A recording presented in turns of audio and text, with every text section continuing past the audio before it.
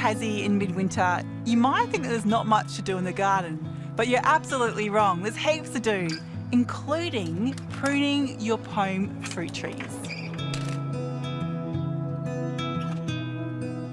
In case you don't know, a pome is a general term for thin-skinned fruits that lack a stone inside and instead have pips. So think apples, pears and quinces. Yum! With any tree, you always want to check for the 3 Ds for any dead wood, diseased or damaged wood.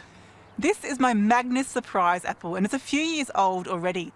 This tree already has a pretty good structure, just needs a few tweaks, including taking off some of the height off this fresh growth to make sure it doesn't get too tall.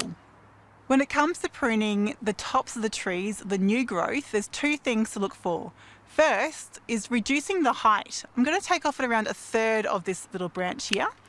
And the second thing is to look at where the buds are growing, because I want to choose a bud that's growing outside, away from the centre of the tree, around 1/3 of the way down from the top, and I'm going to cut just above it on an angle.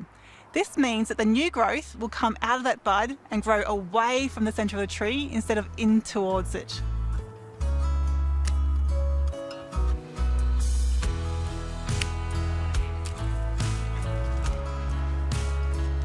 I usually prune my fruit trees to an open vase shape like this one, so you have maximum access to harvest fruit, but also maximum airflow to prevent any disease from building up. So when I come over here, I've been looking at these 4 branches for the past year, wondering which ones to keep. Today I'm going to take out this one here because it's coming slightly towards the middle, which compromises that airflow and access.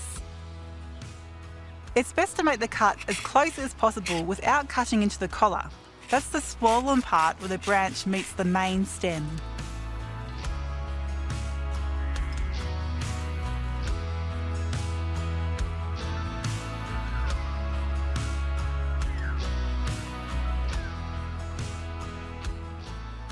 Pome fruits develop from spurs, or short stubby branches with clusters of buds forming on top. So you really don't want to cut any of that old fruiting wood off. Here I've got a couple of espaliered apple trees, and this one here is the Cox's Orange Pippin. In between pruning all the fruit trees, I make sure I sterilise all the tools very thoroughly to prevent any risk of disease spreading. Here I'm just using a combination of methylated spirits and tea tree oil, which is nice and diluted. When it comes time to prune, you're looking for that old wood with the fruiting spurs. Here I can see 1, 2, 3 spurs, which is where the apples will grow out of.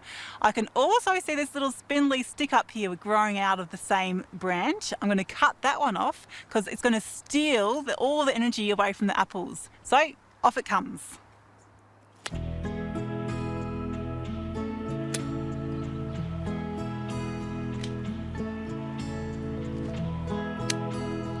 This tree doesn't have any diseased or dead wood, but it does have a little bit of damaged wood, which is really important I cut out. So I'm going to track back a little bit and have a clean cut to make sure it's got a fresh start for next year. Unlike the fruit tree pruning shape, the espaliered is very flat, growing along a fence line. And that's wonderful, it's beautifully compact. The only risk with your fruiting spurs is that sometimes they can get very close together like these ones here. And the risk is that the fruit that does grow can't develop properly. And so don't be afraid to cut them off. You want around 10 to 15 centimetres between each main cluster. And that means that the fruit that does grow can grow to its full potential.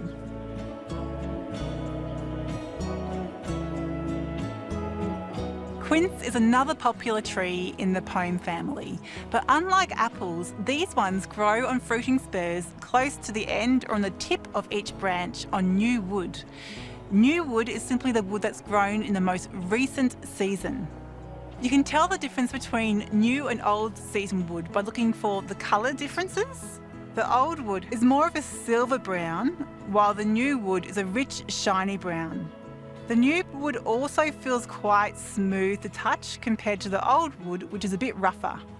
I've already pruned this fruit tree, but when it comes time for you to prune yours, make sure you leave lots of new season wood all over the tree so you can get lots of beautiful fruit. I'm saving my babies till last. Here I've got one of my nashi pear trees. It's already been in the ground for 1 year. So last year I did the main structural prune, so it's coming into a vase shape. I took out one big leader in the middle, and also I'm weighting one of these branches down to train it out for that vase shape. So this year all I have to do is take a bit of the length off the 3 main leaders, like so, and wait for it to grow. The chilly months are a fantastic time to take stock of what's happening with your pome trees and give them a little haircut to set them up for years of success.